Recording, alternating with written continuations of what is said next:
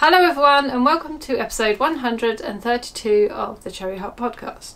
I'm Sandra and this is a podcast where I speak about crochet, knitting and sewing for the most part. You will be able to find the show notes for this podcast on my blog, which is cherryheart.co.uk, and there'll also be a link in the down bar below, as well as the timestamps for the things I talk about. You can find me on Instagram as Sandra cherryhrt. And today I'm joined by my lovely yarny friend Sam, who is Sam of Betsy Makes, and your Instagram is? Yeah, I'm on Instagram as Betsy Makes and put pictures of my projects, my knitting and sewing up there as well. Exactly. So, we're on take 2 of the podcast. We've recorded previously, well we attempted to record previously.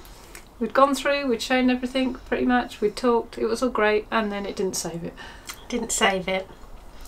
And we're still a bit perplexed as to why that didn't work. No, but it's never happened before.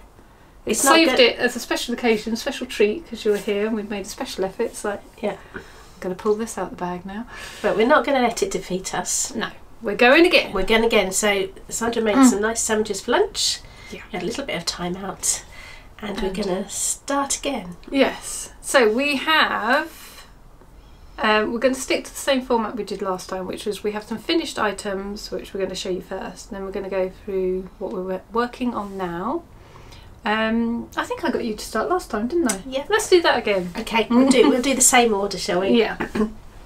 So, my most recent finished knitted product is these Pinwheel Mitts. Which way round shall I show? The thumbs in the middle? Yeah. Or... There we go. Beautiful. So they are my Pinwheel Mitts. I'm going to do that. Take one in. Look at that. So pretty. So these are colourwork mitts I bought as a kit from Loop London. This is the pattern. It's a design by Ella Austin, specifically for Loop, I believe. So you get the pattern and then you get the yarn, which is Highland Wool by Isager. Yeah, we think Isager. Isager. And that one. And it's lovely actually. So when I first opened up the kit to start knitting, can you choose your colours? No. Oh, okay. I mean, I guess you can buy the pattern. You can buy the pattern separately and then buy the yarn. But the kit itself had, and the samples in the shop are this colour as well. Okay. Right. But it's very me. I really like these colours. And yes, I really like working with this yarn. It's beautiful. It's 100% wool. It's very fine though. Yeah, and it's not fine. Very. We find it to be quite soft. I think it's quite soft, especially after it's been blocked. It's still wool though. It's still got that wool feel to it. But it has, but it doesn't give me that, that wool. Like it doesn't immediately make me want to shrivel up the second I feel it. Like wool normally does. Yeah. Perhaps they're making wool softer these days. I don't know how they could be doing that, but perhaps they're breeding softer sheep. Well, it's just the processing process. Yeah, I'm sure. Or perhaps they're getting the sheep to take nice baths. Yeah. To pre-prepare their wool. The Peruvian sheep use moisturiser daily. That's right. Or perhaps that's conditioner. Correct. That's conditioner. That's what it'll be. Peruvian conditioner. Yeah, so so I was a bit concerned about how fine the yarn was actually in respect to working with it, but it was fine. I worked Magic Loop to make these in the round, and obviously by doing the colour work it's double thickness anyway because you've got your floats at the back, and I'm really pleased with them. I like how they've turned out. Tell us. And about the cast on. So that's right. So I'd started off knitting these with the cast on, alternating cable cast on, which is it's lovely and stretchy. I talked over that. Go on, say it again. What was it alternating cable cast on. Okay. And then I used tubular bind off, which I guess is similar. Okay. Yeah, I was going to say it almost looks like a tubular bind on. Yeah, I really like this cast on. It's worth searching, you know, on YouTube to get a little tutorial because it's nice, and I think I'll probably use it a lot. And it's not a long tail cast on either, so you don't have to worry about making sure you've got enough yarn to do all your stitches.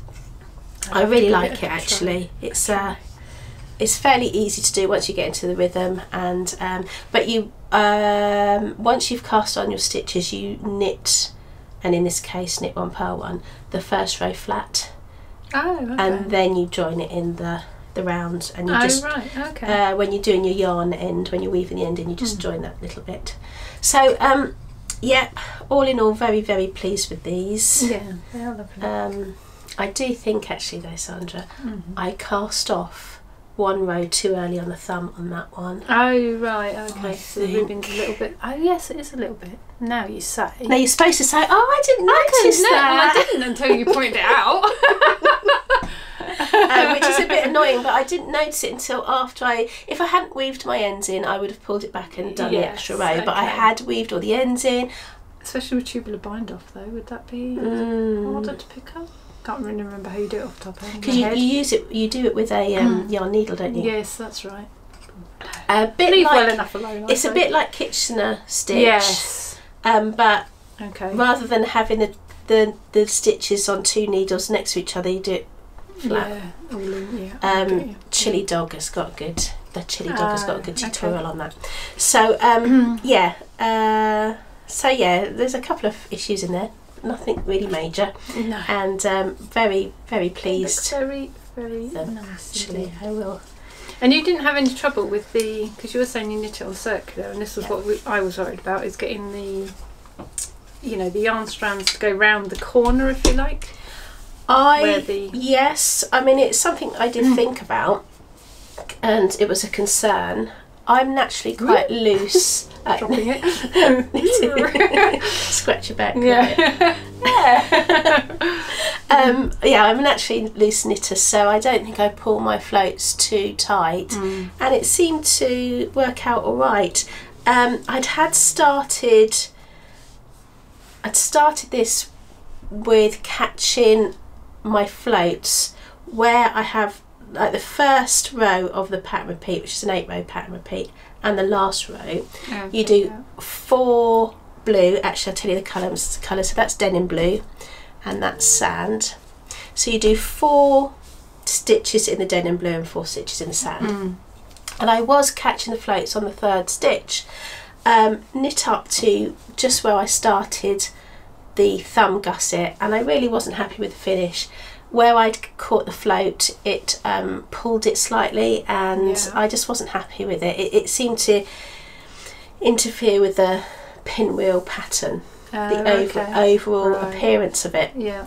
So I decided to put that to one side, cut my yarns, and I started again, which meant I made a neater job of the cast on because it was the second time I've done it. Yeah. And I didn't catch those floats in. I just stranded it and just stranded it across to the next kind of change. Apart from, there's a section running up here which is just the 2 sand coloured stitches, and that meant on a couple of rows, on the first row and the last row, that was 6 stitches in the same colour. So they were the only that was the only time I did catch the float up. But other than that, I just changed it when I needed to, and felt much more happy with the finished fabric. Made it lie nicer. Yeah, and then obviously when you block it, it does. Yeah, it sort of sits together, doesn't it? Yeah, it does. It does relax into it. Did you notice quite a difference when you blocked them, or did they? When I'd finished one mitt, I'd had it on these wooden mitt blockers, sitting there for quite a while. Which, although it wasn't damp when I first put it on, naturally it almost semi-blocks by just having it on something flat. So the second mitt did look quite different from the first mitt, because the first mitt had been sitting on the block for a while. Okay, that's interesting. But but yeah, it was, once it was stretched out, it looks pretty much the same. But I like the softness. Yeah. you get. So, I like the pattern. I like that it's quite a small pattern, if you know what I mean. And like, it's you know, not too long floats. That's right, and it's quite it's fairly simple to memorise. It's not a difficult colour work pattern at all. It's quite simple. Just remembering where you are within the repeat. So yeah, I'm quite pleased with that. I do like my thumbs. Yeah. Good. Yeah. It's very good. Very neat. You're very good at colour work. Though. So I think the pattern is available on Ravelry singly, I believe. Yes. I could be wrong, but I think it is. I can put it on there. I can check and I'll place it there. Yeah, put it on there. Because it was released last year, and there may have even been a knit along at the time. But, okay. I remember seeing a lot of it, so that might explain it actually. I'm always late to the party, but that doesn't bother me. No. So yeah, really pleased with those. Yes, very, very good. Right, so my finished object is a spring project, which is from Sarah's Pretty Fabrics and Trims, and it was a kit. So it's a Spring-a-ling Felt Decorations kit. So I got pretty much everything I needed in there. So all the different felt colours and the strings and the designs to make it all. The only thing I added was the embroidery floss, which you could buy a kit. Oh, I've gone straight in with the bird this time. Straight in with the bird. Straight in. I saved this till last time, but I've gone straight in. But he's my favourite. He is gorgeous. Yeah. So I was just saying, you could buy a set of embroidery threads to add onto the kit, but they were out of stock. And because I've got a lot of embroidery threads, I just matched what I already had, which seemed to work out. So does it give you in the instructions? It gives you an indication of what colour to use, I'm assuming. Yes, it has got them all listed out, so you could probably go and buy the correct ones if you wanted to. So this is the Primroses. So the only thing I changed was I added little beads, which you might just be able to see on the middle of the flowers there. And then I just made them ever so slightly smaller than the original templates, just because I thought these would look about the right size for to go on my Easter tree. Oh, look at that bee! I know, look at him. He is gorgeous. The beads actually give a relief, and actually even the felt, because you've got a few layers, it kind of gives him a little bit of a. He pops forward a bit. That's right. There's texture, 3D effect, and with the beads making the centre of the daisy. Yeah. So so these ones were 80%. I just reduced it. So I scanned them and then just printed them out at 80%, just to make them a little tiny bit smaller. That one, and then the birdie is at 90% because he's got. So he's got little stripy bits of felt, and I didn't want them to get too tiny and fiddly. Because I think that's small enough. I love this bee as well. Yeah, it made me think of you, that one. You like a bee. I do. But yeah, but otherwise I just followed all the things it said in the pattern to do. Is it generally 2 strands, 1 strand of floss? Do you know, I didn't actually read those instructions. Oh.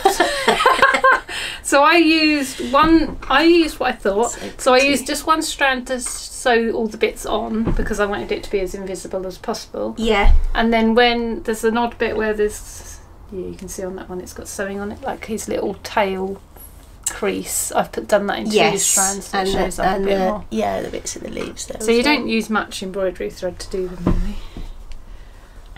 Yeah. Oh, they're so pretty, and I do like Sarah's stuff. I've she's made lovely designs. I bought a kit to make gingerbread houses. It was a Christmas decoration a few years ago, and I enjoyed making them so much, and love the fact that I've got them as a decoration to pull out. Her kits are really fantastic. Yes, because it was when you got me a little kit for a gift, didn't you? I hadn't heard of her before, and then you got me the kit as a gift, and I was like, oh, I really like this. You're like, wow, check out her Instagram, there is more. Beautiful stuff. So as well as the felt decorations, she does embroidery kits as well. Yes, yeah. Which I've got a couple at home that need to be made up. Need some attention. Yeah, my heart was embroidery. Heart and a little sewn heart with embroidery on. But she does a Christmas kit of these as well, like 4 hanging Christmas themed ones, which I also want to do to go on my handmade Christmas tree. But yeah, I'm pleased with those. And They can hang on my tree for like a day and a half, and then they can be packed away for next year. Yes, and when you get them out next year, you'll be like, oh yeah, these are lovely. I'm so glad I made them and I've got them. But it's nice to be making season appropriate time. Yeah, because when it was raining the other week, I was like, oh, we ought to be starting those Easter ones, otherwise they won't be ready in time. I was like, it just looks dismal and cold, and didn't fancy making lovely spring flowers when it was cold and horrible. So the sun is shining today. It's nice. We have had a nice weather over the Easter. Yeah, it's actually weekend. been alright. It's been really quite lovely. Yeah, yeah, pretty good. So yeah. Okay. So have you got another made finished thing you have? Yes, I've got, and it's a sewing project. Yes. So the Loop London, where I bought the kit to make those mitts, is in Islington in London, and it's a short walk up the road to my favourite fabric shop called Array Stitch. Yes. And had a little treat up there, so had a little little wander up the road. I'd bought some fabric, double gauze fabric, which has got a little bit of a crinkle to it, a natural crinkle. Yeah. Which, go a bit closer, that's it, you can see it better now, which is nice. I'd pre-wash the fabric. It's always good to pre-wash the fabric before you cut it out. And I had this pattern which came free with a magazine, but I bought the magazine specifically because I wanted this pattern. And I've made view B with the long sleeves and the tiers in the skirt, and it takes quite a bit of fabric. I think I managed to do it in 3.5. She's got, there's a lot going on. And so I've done the long sleeves, which have got the gather in the sleeves there, little collar on the V-neck, and then we go to the tiers in the dress, which I used my roll hem option on the overlocker to achieve this. So this looks very good, very neat. You have to do a lot of adjustments on the machine to get that. Right. In the pattern, it's actually a fold. You fold the fabric and press it, and the fold forms the top of the frill. So then you would. So they've just used that to get like a neat edge. Yeah. Okay. But I had this idea, and I really wanted to try it. Yeah. It is, once you've adjusted the machine, you think, oh, that's great, it's fine. But like I say, there's quite a lot of adjustments to the machine to do. You have to follow the instructions. Oh, are you okay? Is it like just a bit of trial and error that you just keep trying a bit on fabric and see how it comes out? You switch it from standard to roll hem. You have to do quite a few little adjustments. You keep the blade in, so it does cut the fabric as you go. So it's quite a bit of fiddling about. But I was very determined to do it because I knew what I wanted. Yeah. And most of it is fine. Every now and again the machine would come off the edge of the fabric, so I'd have little bits that I'd miss. I'd have to go back over from that, which was a bit of a problem. But on the whole, it's so come out really nice. How did you like secure that? Do you literally just go back over a bit, so it's over enough, and then just overlap slightly, and because the stitches are close together and very small, it kind of, you don't need to worry about finishing it off. Isn't it? Yeah, that's it. But yeah, so I've done that on. Hang on, that's upside down now. I've done that on the two gathered. Just those two? Yeah. And that one at the bottom as well. And then the bottom is just. I've got an invisible zip at the back, which looks fairly invisible from the right side, but obviously inside you can see that it's not a brilliant colour match, which does bother me. Yes, even though we've discussed. I said she doesn't need to. It's fine when it's on, obviously. The only thing you can see from the outside is that, which is going to be covered by Sam's hair. Yeah. But I found it really difficult to match. I was looking at the grey zips and they didn't work, looking at the cream. And I thought, oh, it's okay, it's an invisible zip, you won't see it anyway. But of course you do when you hold it up on a podcast to show everybody. Yeah, you can see it now. Yeah, so that bothers me. But obviously once I'm wearing it, it will be hidden. It reminds me of, I don't know if there's a bit up there, that Flora grey that I used on my jumper, because it's kind of, it is grey, but it's almost like got a, like instead of being grey on white, it's almost like on a creamy colour. Yeah. So it's almost like the creaminess shines shows through, if you know what I mean. Yeah, which is probably weird. why it's very I hard. ended up going for the cream zip, but it's just too far away.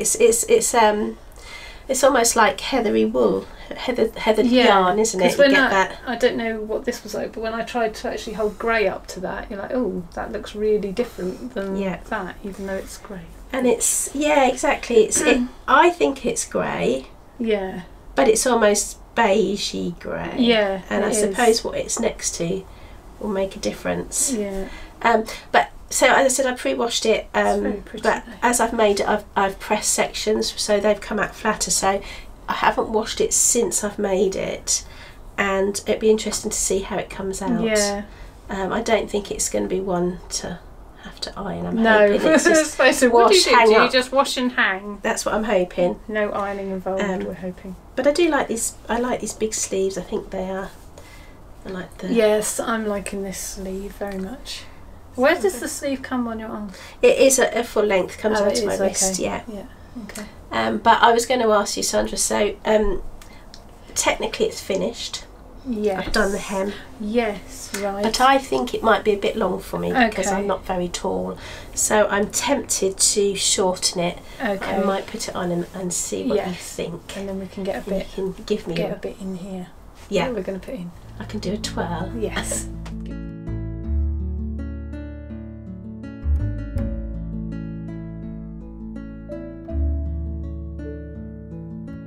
So, to determine this length, did you just go by what the pattern said, basically? Yeah, yeah. So I had cut these sections a bit shorter because I knew I wasn't using the fold over the top. So basically I cut it on the fold line, if that makes sense. Yeah.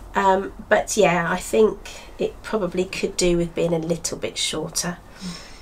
Oh yes, and we've got pockets. We do like a pocket in a dress. Yes, we do. So they're all done inside there, so they're really nice. Yeah. It's nice to be able to twirl with your hand in your pocket. You need somewhere to put your phone. Yeah. Important things. Absolutely. In life. Yeah. I did feel like the bust darts were a bit high. When I put it on, they seem a bit high. But that is the pattern, and I think it'd be quite tricky to change that in any way. So I'm living with it. It's not so obvious that people would notice my bust darts. So, no, let's hope not. I hope not. Not when they're so beautifully sewn, anyway. So yes, I'm very pleased with that. It's really nice. It's almost like a sort of what's the word? I guess peasant dressy. Yeah, that's the look I was achieving. The look I was wanting to achieve. Rather. Yeah. So yeah, I'm really pleased. But yeah, the fabric is lovely. It is very lovely. And they do this double gauze in many different colours actually. Oh, do they? So this was from Ray Stitch, you said, didn't you? Yeah, from Ray Stitch. So this was the thing that confused me, the double gauze name, that I was thinking it was literally 2 layers of fabric. And you're saying it sort of is, but it sort of isn't? Yeah, it sort of is, but I think it's somehow during the weaving process it's attached to each other. So you can't literally pull it apart. So that's what, when you said that, I was like, oh my god, have you got to like keep 2 layers of fabric straight and... Yeah, because that would be quite stressful. You don't have to worry about No, I think that's probably what makes the crinkle actually. Oh yeah, maybe, yes. Every time it's attached, it forms a little indent, which makes the crinkle. Oh, I don't know, but that's what I'm assuming. I bet you're right. Yeah, so I'm beautiful. Pleased with that. I'll probably use the pattern again. Yeah, yeah. I quite like. I very much like the kind of balloony sleeve thing, but I also like it without the. Yeah, exactly. Got just with the short sleeves as well. The different options there. You got sleeveless, short sleeves, and without the tiers as well. Nice. Really nice. Pleased with that. Thank you very much. So, shall I go? I shall do my mitts, my colourwork mitts that I'm working on, which I will show the yarn first. So more colourwork. Yes, I'm braving it which again. We're really loving at the moment. Well, yeah. we're not enjoying. Yeah. No, you're loving. Oh, so these are my colours. Aren't they gorgeous? Dusky pink and a grey in this, which I think I showed this on my last podcast, but I'll show you again. Which is Knit Picks palette, which is 100% Highland wool also, like yours, and it looks like it's got a very similar yeah, it is very similar, isn't it? Yeah. That's, what's the word? Ply. Quite a loose twist to it.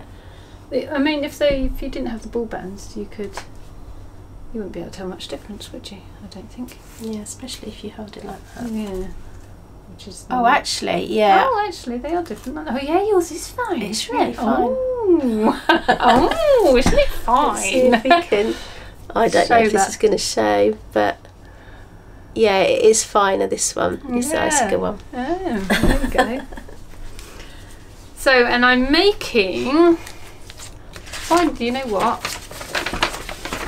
It's the Rabbity Mittens and Muffeties. A bunny muff knit pattern by Mona Zilla? Mona Zilla? Zilla, do we think? Let's try and show that one. I can put it up here actually, can't I? Because that's not... There we go. And we want the picture, don't we? So, are you making the mittens or the... Muffeties, was it? Muffeties. Muffeties. Yeah, so that's the Muffeties with little rabbits on. Oh, aren't they gorgeous? They're so cute. I know, they're so cute. So if you see as well, actually, that rabbit is like in profile. And then on the mittens, there's only a tiny picture, so I don't know if we'll see this. Has it got it? Yeah, it has got it the other way. So if I show that little picture, see, the rabbit is actually facing forward and his head's just turned on that one, so you get actually two rabbit designs. And also you get charts for, so they're mirrored for each hand, so you can have the rabbits facing each other, or they're sitting and looking at each other. They are so sweet. I'm going to attend to the dog. We have doggy interruptions. He's crying outside, so let me in, let me in. Let me in. Come on then.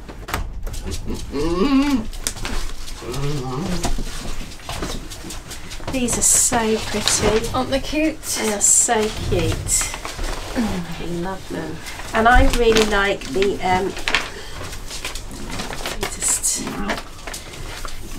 I mean, the rabbit is gorgeous, obviously, but I really like that pattern. It's quite traditional, and that's what you can use for the palm, is it? Yes, that's right. And so that's on your hand. Really like that as well. Yes. So here is what I have so far.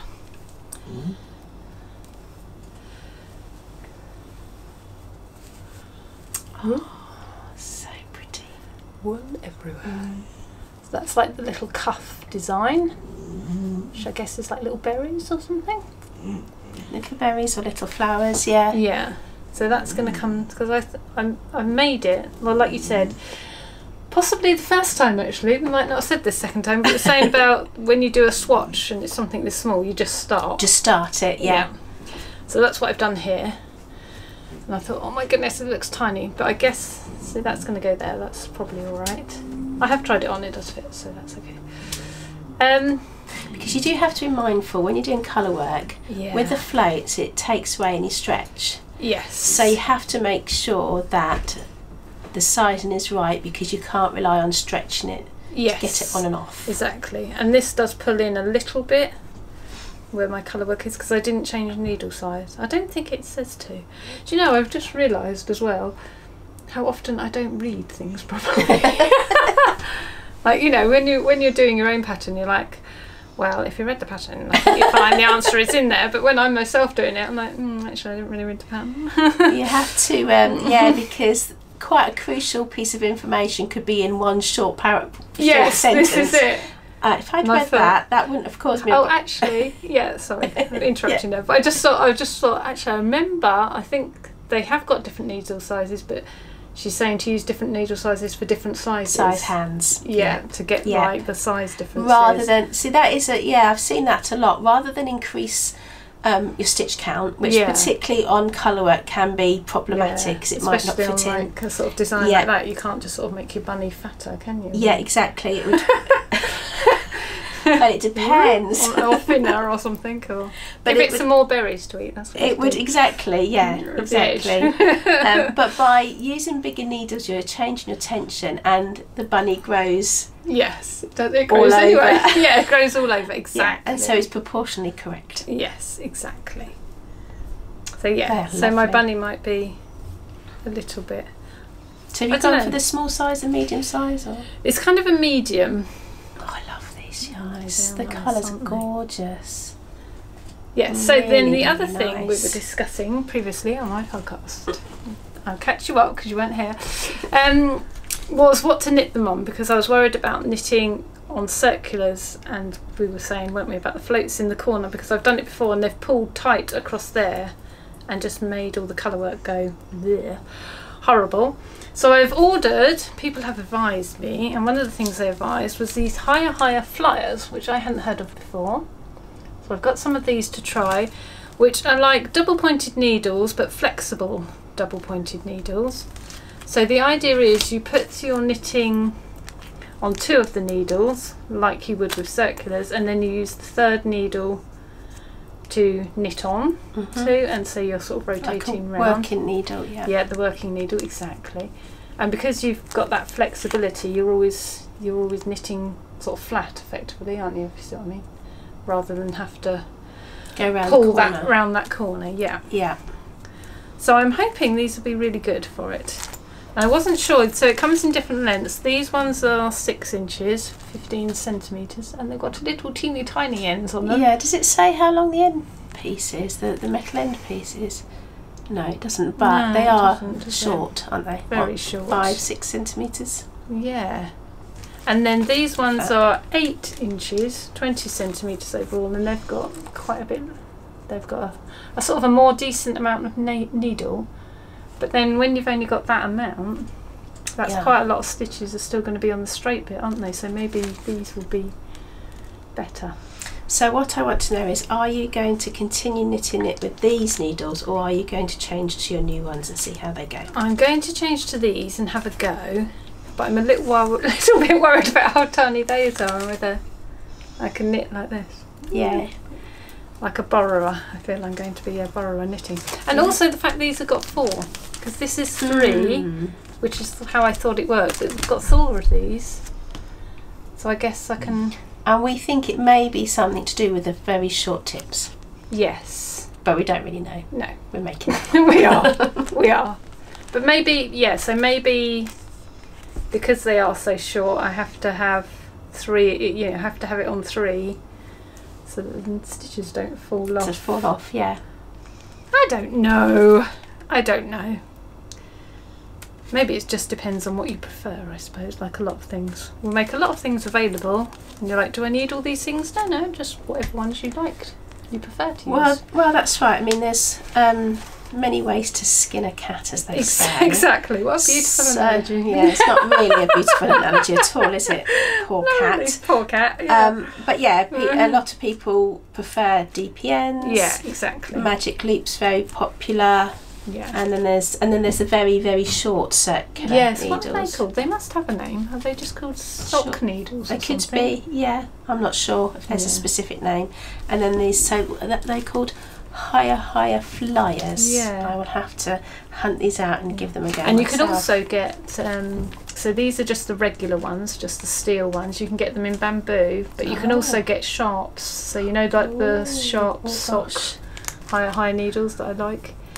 Yeah, you can get like the sharp version of these as well. But what I've been doing so far, which if these don't work out, if these are too fiddly and I don't like them, I'm going to go back to my temporary technique, which is to turn inside out. The neighbours are currently meeting with Bertie's disapproval. Yeah, so he's just going out of his own gate. He is allowed. He's not. He's gone now. He's gone. Right, where was I before Bertie rudely interrupted? Yeah, so if I just pop it through from that way to that way, and then I can just carry on knitting, and then when I pull the yarn round, it has to go round the outside, so that forces the float to be a bit longer. Yeah, not tight. Yeah. But you knit the side furthest away from you. So that means so I don't have to change the direction I'm knitting. I just knit on the back needle all the time instead of the front needle that you can see. So it's a little bit strange, but ingenious, I think. But it does seem to work out all right. Yes. So we will see. Report back next time. Okay. On how I get back on with them. Did it when you started to do that? Did it take a little bit of adjusting your mindset to get used to the floats being on that side? No, that was fine. But when I was thinking about doing it in my head, because I've heard it somewhere. Someone said, "Oh, you can just, knit them inside out, and then the floats go around the outside."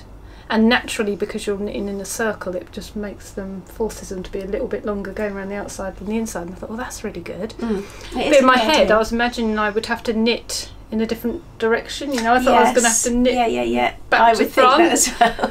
So I was like, oh, but I thought I'll just try it. And then as I joined it and started to knit, I was like, well, this is the same. I'm knitting in the same direction. This is all like, okay, this is a lot easier than I thought then. I don't have to turn around. No, I don't have to. Because I knew I wouldn't have to knit backwards. I don't know, just in my head it didn't make sense. But then when I physically had it in front of me, I was like, okay, that makes sense now. Yeah. Did you knit the rib normally? Bark at him again, Bert. He's misbehaving. Banging. And then flip them inside out when you started the colour work.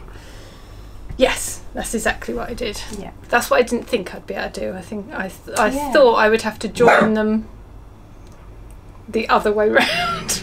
I don't know. But anyway, it's worked out perfectly fine. It has.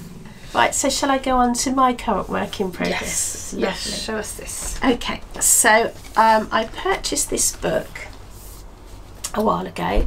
It's Janie Crow, and it's the pattern for the Fruit Garden crochet blanket. And it's a beautiful book in itself. It's got some lovely pictures in. Find a lot. This design is inspired, I think, by William Morris and his wife, who did some beautiful embroidery designs. Okay. We've got 4 colourways in here. We've got parchment and caramel. We've got Love Is Enough, which is this blue one, which is very Sandra. Lovely Jackie blue, my favourite. Yes, the one I'm making is Night and Dusk, which is this one. And then this last one is Red House. Is it? Yeah. And it's just the one pattern in this book, but there's details about the different yarns, different colourways you can use. So as I said, this was a treat for myself, and then for my birthday in the summer, the children bought me the yarn. Yeah. So now nice. The yarn is, the one I'm doing is Starcraft Naturals Bamboo and Cotton, that's the tag, and that's one of the recommended yarns. So this is an official colourway, isn't it? This is, yes, I haven't chosen my own colours for this. I've gone with the colours chosen for that particular one, Night and Dusk. Can I show them your little colour palette you've made? So I made this because when the pattern says use yarn A or yarn E, whatever, I can just refer to that to see which one I need to use. It's so pretty. It's such a pretty palette, isn't it? It's very harmonious. And how many yarns is it? I think we said 11, didn't we? Yeah. Yeah, I really like the colourway. I did consider choosing my own colours for it. Yeah. But I thought that I wasn't confident enough to completely choose my own colours. I decided to stick with the Night and Dusk colourway. I just really liked it. That's what attracted. Gorgeous. It is really gorgeous. It's a pattern that's been around for a little while. Yeah. So I had seen it on social media and lusted after it. I thought, oh, it's so beautiful. Thought it was a bit too intricate for me to make, but the instructions in the book, we've got written instructions and charts, and they're really easy to follow. I wouldn't say it's a beginner's project. No, but you know, if you can crochet granny square without thinking too much about it, then you could do this. You just have to. Wow. Yeah, I would say so. Just follow the instructions, go through slowly. So I will hold it up. Let's see it. There we go. Let's hold a corner. Look at that. So yeah, I'm on the home straight now. So I've done all the centre squares to make the centre panel. Then you do like a little mini border around that, and then you make this next border like a frame made up of the different. So even this, like this detail on here where you've got like because like showing up like the colour change, like a candy striping almost. Yeah, it's lovely, isn't it? Is. It is lovely. So how did you like approach making it? Like, have you like stuck to square types, or did you just? Yeah. So I followed the order in which the book denotes. So you basically start off with the easiest square, which I think is that one.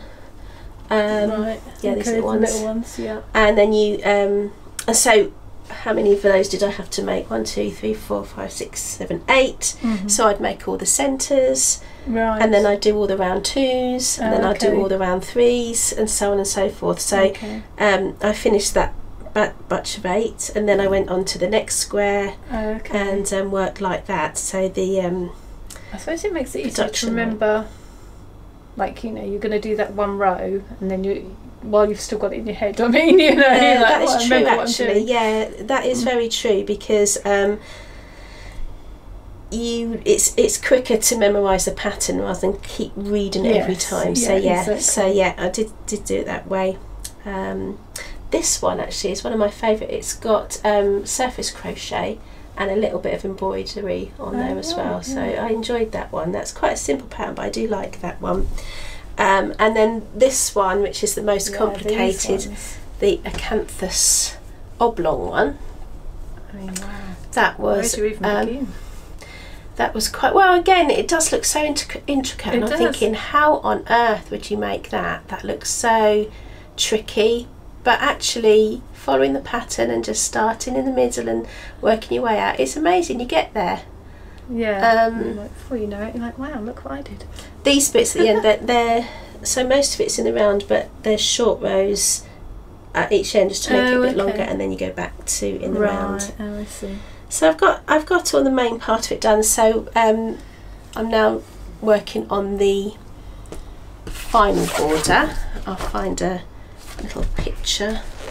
This is in the Red House colourway as well, so there's the border there. Okay. So is it like it's not a frilly border, it's like it's flat, but it's got a wave to it, hasn't it? It's got design in it. Yeah. Wow. So yeah, It's so beautiful. I'm very pleased with it. I do like it a lot. I like the drape that the bamboo gives to it. Makes it a softer feel. It's still cottony feel. Cottony. But the bamboo makes it just drape lovely. It does. And it makes it easier to crochet, I feel like, as well. It is lovely to work with, actually. Yeah.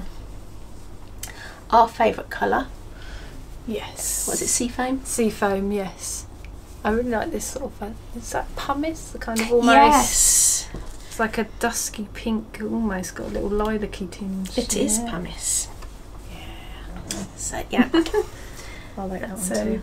So yeah, I'm very pleased. So how long have you spent working on this so far? So I started working on it in August last year. Okay. As it was a bit of a holiday project. I started it.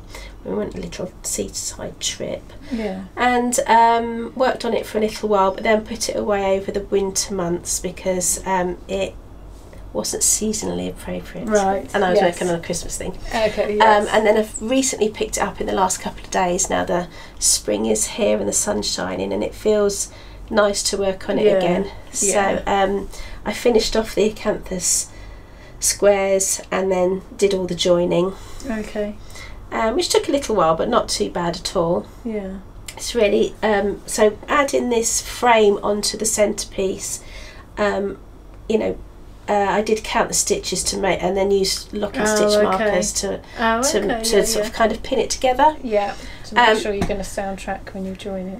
And so it works up fairly quickly because it's very interesting, and motivating because it's quite different as you go along. Yeah, there's certainly enough to hold your interest, isn't there? You're sort of always going to be. So I don't know exactly how long it's taken me to do, and I've not rushed it or anything. But it works up quicker than you think it's going to. Yeah, I was going to say, given how it looks, you would think it could almost take years to make. Yeah, because it looks so intricate, doesn't it? Yeah. But it's such a beautiful design. It's very beautiful. Janie's very, very clever. Yes, very. And actually, you know, the flowers you could use. Like this one's nice, isn't it? That one's lovely. That's a pretty one. With all the petal layering. Yeah. So, yeah. So I'm very pleased. It's very good. A lot of work must have gone into designing this pattern and writing that book, though. And literally, look, I mean, like, that's a book. That's a whole. Yeah, it's not a pamphlet, is it? No, that is a lot has gone into that. Yeah. Very impressive. It is very nice. Yeah, bless her. So do you think you will have much yarn left over? 'Cause there's quite a lot of that. I don't know how much you need to use in the border yet, but... Yeah, exactly. I'm not sure. And I did think I was running out of this colour, and then I thought, hold on, let me look at my bag. I might have another ball left, and I did. So it was disaster averted. Right. But I think I probably... Yeah, I don't know. I might have some bits and pieces left. Yeah. Don't know what I'd do with them, but yeah. Did you have to like make up a square and then check you're getting the right size? Because presumably, you know. Yeah, so even mid square, it gives sizes, because although the finished blanket of this, the finished size of the blanket is not that crucial. It's not the garment that has to fit something. Quite. If your squares are too big, you're going to use more yarn. Yarn, yeah, that's what I was thinking. Yeah. So I crochet loosely, I knit loosely as well. Right. So I automatically go down a hook size. So on this Forget Me Not pattern, which is the first one, you can see I've written... Oh, okay, yeah. So because I'm making Love Is Enough, I need to follow the hook sizes that are in blue. And you can see that I've gone down to 3mm from 3.5. Oh, okay. So, and then it will say, let me find one, it kind of gives, on some of them at least, the measurements. Yeah, so here, even before you finished it, at this stage you need to be this size. Wow, that's good. So you keep make sure you're on it. track all the time. Yeah, because it is to do with the amount of yarn. Yeah. Because you know, you don't... I always find it's awkward with kits because you want to make sure people have got plenty of yarn, but then you don't want to be saying, oh, you have to buy way more yarn than you're going to use, and then you feel like money. Yeah, exactly. So it's a bit different. I think with the commercial yarns, at least, if you... Do you need a marker on that neck? Oh, that's lost a bit of something there. Don't worry. And with the commercial yarns, it's not too bad if you have to order more. Yeah. Because the colours, even though they're a different batch, it's standardised a bit more, isn't it? That is more standard. But nevertheless, you don't really want to, do you? You want to have the right amount. Sort of, and not be worrying. And you want that much left of each colour. Yeah, exactly. That's not precisely. Yeah, that's it. That would be just right. Very satisfying, wouldn't it? And has never happened to anyone ever. Well, maybe one golden project. You're like, look how much I've got left. Wow, that's it. That's my once in a lifetime thing. Deliberate. You know, that was completely planned. Yeah. So that's just finish off the border, and hopefully that'll be another few weeks, and then it'll be done. It's gorgeous. Very nice. I think I might have lost a stitch mark. I'll find that later. Does that one come off, do you think? Maybe. Okay, we shall look for that then. Right, so last thing to talk about is what I'm working on, which is this. Looks like a collar, doesn't it, in a minute? It is so pretty. Those colours are absolutely gorgeous. It's my yoke. Let's show it up close. So this is the Vintage Waves sweater by Crochet Cakes, Clarissa of Crochet Cakes, who also has a podcast, by the way. please go and watch. Very good. She's so lovely, and she models her own crochet garments really well, doesn't she? She's adorable. Yeah, she is. Yeah. It's only got a black and white picture, so you can't see its full glory, but yes. Oh, look at that. It's got short rows at the back, hasn't it? I've never seen that in crochet before. Yeah, I was that's like, oh, good. that's clever. That's exciting. Yeah. So that was fun to do, to sort of see how that worked out. And what you need as well, because otherwise it's just too low at the back. You do need it slightly high at the back, don't you? You do, definitely. Especially because I don't like things that are too on my neck, so I don't like when they sort of come up. So I do really like, I very much appreciate that when that's designed in. So, the yarns. Oh, look at that. So this is my, well, kind of my main colour, because I need, so it's fingering weight yarn, and I need 2 balls of each colour in theory, but I haven't got 2 balls of each colour. So I've got 2 balls of this one, which is a wool barn yarn. I think it's called Rose Garden. It's very pretty. It's gorgeous, isn't it? Mm. So that one, and then the speckle in it is so subtle and beautiful. It is. Absolutely and then gorgeous. I had, so my original idea was to have this one with it. This is loom wool.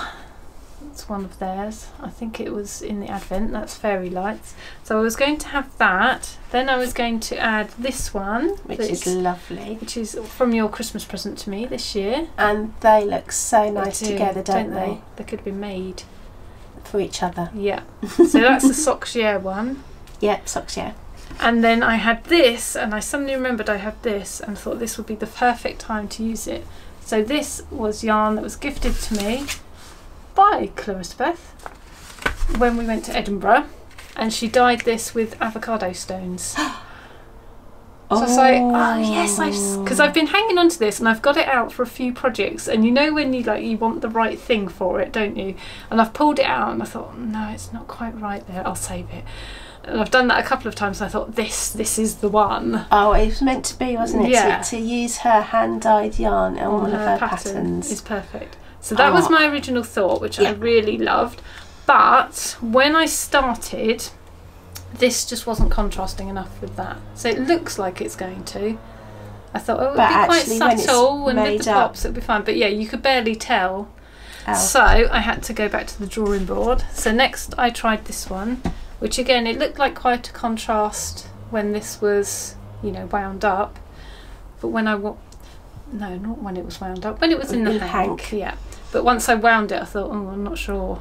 So I tried that, and again, it didn't have enough contrast. There's too many, it's got lovely speckles, but you've got too many patches where... Light patches, which is too similar to that. Isn't it amazing how different it is when it's either knitted or crocheted compared to how it is in a cake? Yeah, compared to how it is in a hank as well. So then I went for this one, which I thought was going to be too bright and gaudy to go with my sort of nice muted... But lovely. ...shades. So I thought, oh, well, I'll try it. Yeah, you wouldn't think... But when I made it up, I thought, oh, I think I quite like how this is looking. It looks fabulous. So it's got its own speckles, but then I'm adding these little bits in sort of manually, as it were. So my only concern is I've only got one of those. Right. And so I'm adding bits of this in, but I don't know if that'll be enough to make like my 2 balls that I need, if you see what I mean. Yeah, I do. Because are you making a short sleeve version? Because it's quite cropped as well, isn't it? Yeah, so the thing that attracted me to it was, so there's this version, and then Clarissa Beth showed another picture of another one she had made in a bit bigger size, because she had it over a shirt and she had a longer sleeve, so it was probably, I guess, just a bit, 3/4 sleeves, more or less. And she'd used one plain colour yarn and one sock yarn, I think it was a self-striping, but anyway, it's some kind of multicoloured sock yarn. So you had all these different sort of bits of colour coming through, which I really loved. Yeah. And that's what I want to emulate. But because I've only got sort of one of my kind of, I guess that's my background colour, and these are my 2 little accent bits, I don't know if I'll have enough to do the longer sleeves that I kind of wanted originally. Yeah, exactly. So you just have to think of it as short sleeve and add them in if you need So I may to. well have to be a short sleeve. I hope I've got enough to do the short sleeve. So how much more do you have to do before you split for the sleeves? Not too much more. I'm nearly there. I think I've got another set of increases to do and a few more rows, and then I think I'm on to splitting for the sleeves. Because I think this is quite sort of squished up at the moment. When it blocks, I think it's going to sort of come down a bit more. Okay, yeah. So you've made a good job of distributing your colours. Yes. Well, hopefully. That's the only thing about it that's kind of, you know, the pattern's nice and easy to follow, and I really love this little this sort of stitch pattern we've got going on here. That's really nice. Yeah, it's beautiful. It's absolutely gorgeous. Which I've not done before, so that I'm really enjoying. But yeah, so the only thing to keep my, you know, stopping it being completely mindless is I'm having to sort of think, oh, do I need to change my yarns here and put another colour blob in and try and think about where they're going to go. So you haven't got a set amount of stitches before you change, you just think about it every now and again. Yeah, I'm just thinking, oh, I better put one in now. I haven't done one for a bit, I better do another one. And because I've got the two sort of blob colours, so I'm doing these alternate rows. Yeah. And then just sort of randomising where I see. Yes, that makes sense. Although, yeah, I can see what you're saying, but when you look at it, you wouldn't immediately think that. It does look random enough that that's what I was thinking. Yeah. So I think I can get away with being kind of regimented about that, if you like, as long as I sort of just randomise where I'm putting them. Yes, so that does make me, you know, I am sort of, oh, I better go back actually and add a bit one, but add one in a bit sooner and things like that. But other than that, they disperse nicely. Yeah. But I think it feels like, I can't talk anymore, is what it feels like. It feels like I haven't spent much time on this yet, working on it, so it feels like it's coming together quite quickly, if you see what I mean. Okay, so when did you start it? Not like long ago?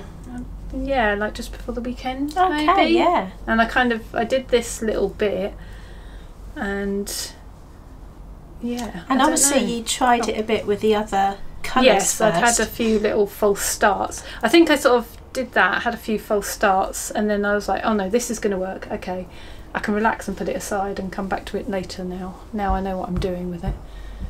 It's so gorgeous, and I know exactly what you mean when you say, like, in the cakes that wouldn't necessarily. Oh, they're holding it up. It does look great. I saw that and I thought that's very bright, and these are very muted. And muted and neon almost, but it does look so pretty.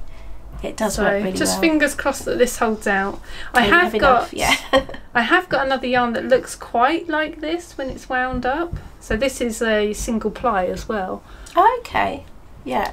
And the others aren't. But yeah, so I've got another hank that it looks very similar to this, but you know what it's like. They look similar until you come to use them and you're like, oh yeah, that's really different. Yeah, when you put it together, it's like, no, not no. So I don't know. So if I run out of that, I don't know what I'm going to do.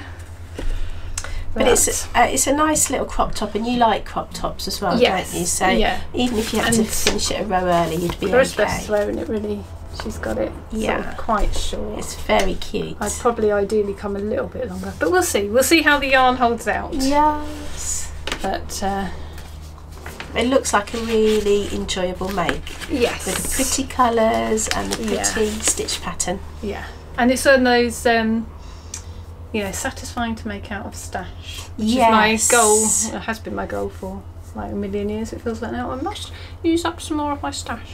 Well, if you're using the one that she gifted you in Edinburgh, I can't remember, was that 2000 and...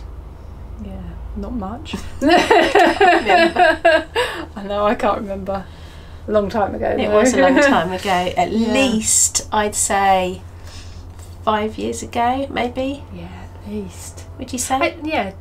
2018? Does that sound right? It does, yeah, I was thinking 2018. Yeah. But maybe even 2017. Maybe. No, I don't know. Maybe. I'm sure, I'm just thinking on my Ravelry where I put my stash, I'm sure I tagged the ones from Edinburgh with like a EYF and the year.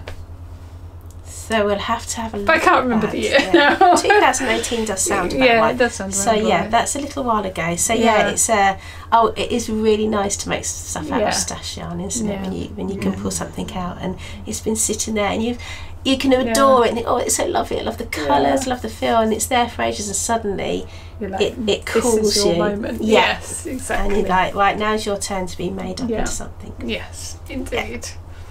So are we done? I think so. I think we're done. Is that a wrap?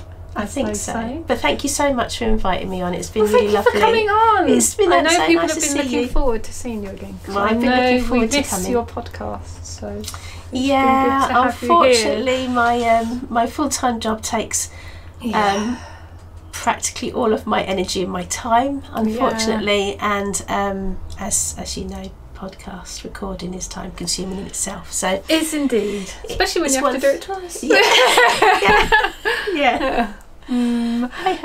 ho, it's been good fun nevertheless. Thank you so much for being here. It's always a pleasure for you for being here also. Yes, thank you for watching. Thank you for watching. And I will see you next time. I can't have Sam here all the time with me, unfortunately. I'm sorry, I wish we could, but that's not possible. But I don't think you'd want me here every week. we would, wouldn't we? Yeah. Just every now and again. Yeah, a special treat. But yes, we'll see you next time. Thanks for being here. Thanks for watching. Bye. Bye. How did I start again? Welcome to episode. That's it. What episode was it? Can you remember? 132. That I do remember. Hello and no.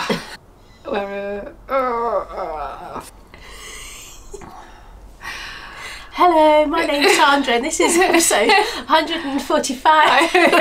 Take 162. Yeah, it's episode